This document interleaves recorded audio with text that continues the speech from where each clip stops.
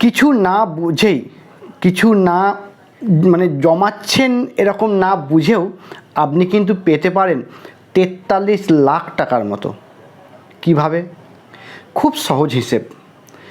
আমরা ডেলিকার ডেলি যা খরচাপাতি করি, তারপর আমাদের পকেটে কিছু পয়সা বেঁচে যায়, সেই পয়সায় আপনি রেখে রেখে আপনি পেতে পারেন 43 লাখ টাকার মতো।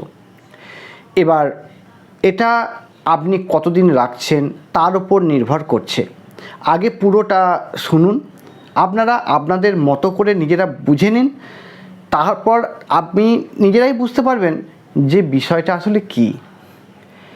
দেখুন, আমরা তো বাজার যাই বা আমরা প্রতিদিন আমাদের পকেটে কিছু না কিছু পয়সা থাকে।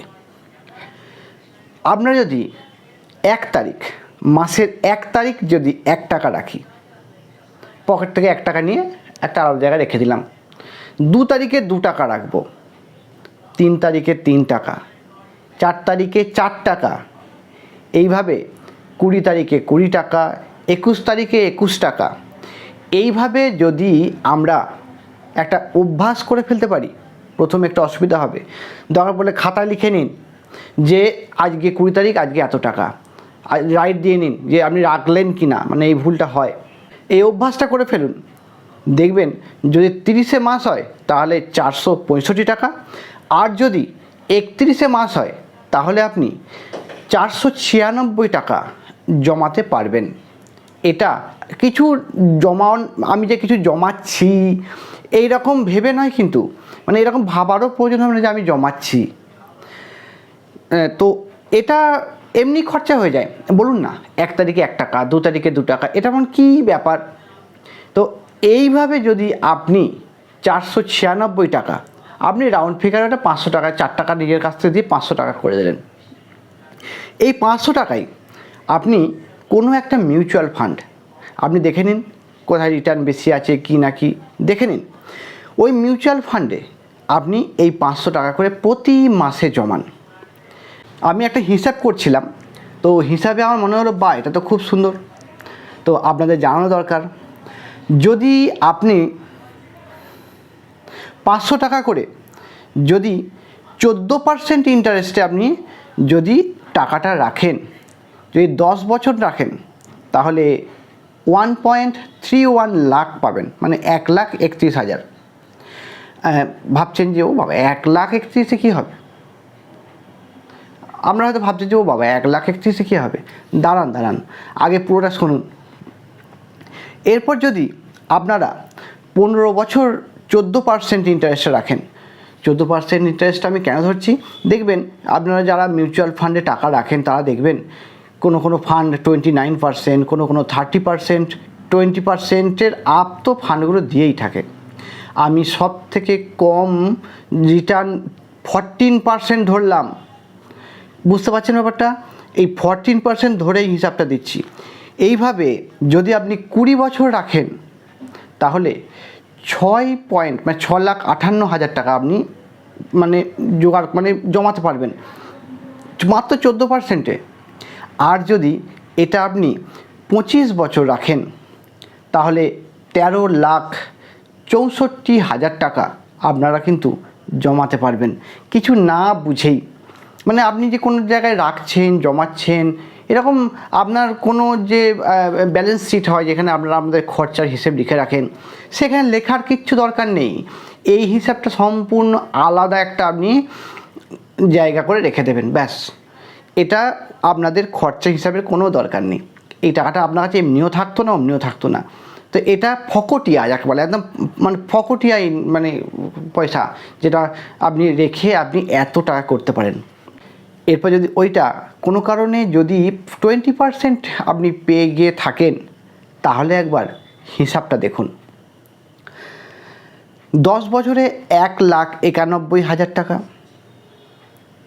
15 বছরে দেখুন কত হচ্ছে, 15 বছরে 5,67,000 টাকা, 5,67,000 টাকা, বুঝতে পারছেন?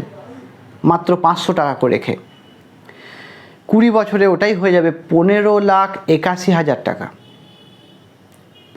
দেখছেন, 15,81,000 81,000 টাকা। আর যদি এটা আপনি 25 বছর রাখতে পারেন তাহলে হয়ে যাবে 43,13,000 টাকা। এটা 20% হিসাবে বললাম। আপনারা আপনাদের ফোনেতে ইএমআই ক্যালকুলেটর একটা অ্যাপস ডাউনলোড করে নিন, সেখানে আপনি দেখুন হিসাব করে করে যে কত টাকা আসছে। যারা অল্প বয়সী ছেলে, এই 18 বছর, 20 বছর বা 21 বছর, আপনারা আপনাদের মতো করে একটু একটু করে টাকা রাখার চেষ্টা করলে এক সময় দেখবেন, মানে যত আপনি টাইম দেবেন আর কি, একটা 20 বছরের ছেলে যদি বলে যে রিটায়ারমেন্টের সময় থেকে 40 বছর টাইম পেতে পারবে। বুঝতে পারছেন মানে এটা কোন জায়গায় দাঁড়াবে? মানে 2-3-4 কোটি, আমি হিসাব করিনি, 2-3-4 কোটি আপনারা হিসাব করে নেবেন, কত আপনি নিজেরাই বুঝতে পারবেন ক কোটি টাকা হচ্ছে এই মাত্র 500 টাকা। তো আপনাদেরকে এটাই বলার ছিল যে এই কোনো রকম হিসাবের খাতায় না লিখে, কোনো রকমের খরচের খাতায় না লিখে এই টাকাটা আপনি নিজে থেকে জমাতে পারবেন। আবার আপনি বলতে পারেন যে এমন হিসাব দিলেন 1 তারিখে 1 টাকা, আবার 30 তারিখে 30 টাকা, মাসের শেষে চাপ হয়ে যাবে না? তাহলে আপনি একটা কাজ করতে পারেন, উল্টো পথে হাঁটুন, রিভার্স। 31 তারিখে 1 টাকা, 30 তারিখে 2 টাকা, 29 তারিখে 3 টাকা, খাতা লিখে রাখুন, নাহলে ভুল হয়ে যাবে উল্টো দিকে। তো এইভাবে রাখতে পারেন, মানে 1 তারিখে 31 টাকা রাখলেন, 2 তারিখে 30 টাকা রাখলেন, এইভাবে করতে পারেন, আপনাদের সুবিধা হবে। আপনারা আপনাদের মতো বুঝে নিন, বিষয়টা আপনাদেরকে বোঝানোর চেষ্টা করলাম। আপনারা এইভাবে চলুন। সামান্য ছোট ছোট জিনিস না, আমরা আমাদের মানে শিক্ষা ব্যবস্থায় এগুলোকে আমাদের কখনো শেখানো হয় না। আমরা জীবনের যখন যে সময় এসে এগুলো বুঝতে পারি না, তখন অনেক দেরি হয়ে যায়। আমি তো আমার নিজের জীবন দিয়ে বুঝতে পারছি, অনেকটা দেরি হয়ে যায়। একটা সময় এসে যখন মানে ম্যাচুরিটি আসে, বোঝে মানুষ, তখন এইগুলো আর সময় তো থাকে না। সেই জন্য আপনারা যারা পিতামাতা, তারা আপনারা বাচ্চাদেরকে শেখান যে এইভাবে একটু একটু একটু একটু করে যদি রাখা যায় তো সে এই জায়গায় পৌঁছে যেতে পারে। তাদেরকে বোঝান ব্যাপারগুলো, মানে জানুক তারা। আর 100 টাকা হলেও, 200 টাকা হলেও, 500 টাকা হলে তো খুব ভালো, মানে এটা অন্য কথা বলছি, 500 টাকা তো খুব ভালো, 1000 টাকা হয়তো আরও ভালো। রাখতে শেখান প্রতি মাসে।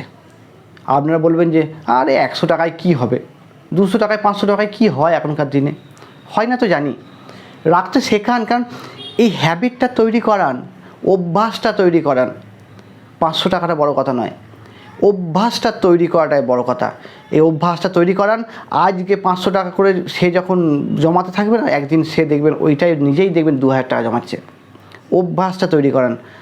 আমরা যে ভুলটা করেছি এক সময়ে, সেই ভুলটা যেন আগামী প্রজন্ম না করে। প্রত্যেকের পকেটে অনেক পয়সা থাকবে এবং আর্থিক জায়গাটা অনেকটা মজবুত হবে। আশা করি আপনাদের বোঝাতে পারলাম। আজ এই ভিডিওটা এখানেই। আমার চ্যানেলটা সাবস্ক্রাইব করে নিন, অনেক কিছু জানাবো আপনাদের। আজকের মতো টাটা।